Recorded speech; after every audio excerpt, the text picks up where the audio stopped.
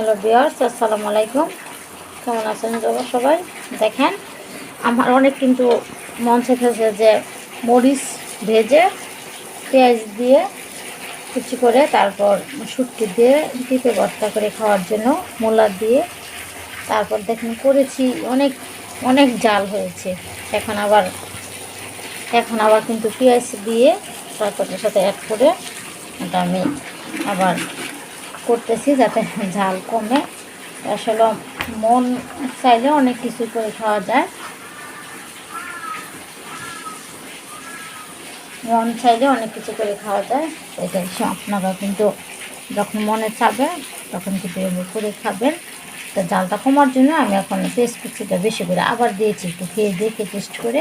প্রথম মনে হয়েছে যে জালই খাবো, পরে দেখি যে জাল খাওয়া যায় না, জাল মানে অনেক তারপরে কিন্তু আমি এটাকে আবার পেস্ট কুচি দিয়ে তারপর এটার সাথে আবার অ্যাড করলাম মূলা দিয়ে খাওয়ার জন্য। আর মূলা দিয়ে খেলে কিন্তু অনেক টেস্ট।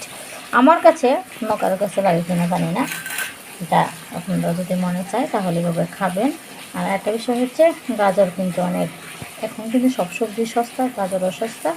তো সেক্ষেত্রে আমরা গাজরটাও খাবো, কারণ গাজর কিন্তু ভিটামিন প্রচুর। মুখে যে গা হয় অথবা সাইডের উপর দিয়ে যে ভাসে, আমরা বলি যে জ্বরের ঠোসা, এটা কিন্তু সবগুলা গাজরে কিন্তু চলে যায়। এটা আপনারা জানেন কিনা জানি না, এই জন্য আমার বলা। তো আপনারা কিন্তু সস্তাকালে গাজরটাও খাবেন, বাচ্চাদেরকেও খাওয়াবেন, শিখাবেন খাওয়ানো। তো এইভাবে আসলে আমরা কিন্তু করব, কারণ আমরা সুস্থ থাকতে হলে অনেক ধরনের প্রচেষ্টা আমাদের থাকতে হবে। এটা হচ্ছে কথা। তো সবাই এভাবে করবেন, খাবেন আমার মতো করে, এবং আমাকে সবাই কমেন্ট করবেন। তো সবাই ভালো থাকবেন, ধন্যবাদ।